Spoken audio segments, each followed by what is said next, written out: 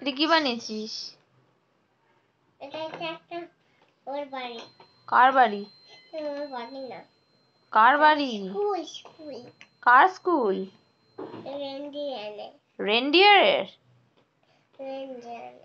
কই দেখাও, ও কোথায়? ওকে তো দেখতে পাচ্ছি না আমি। ও বেরোবে কোথা দিয়ে? জানলা দরজা কিছুই তো দেখতে পাচ্ছি না।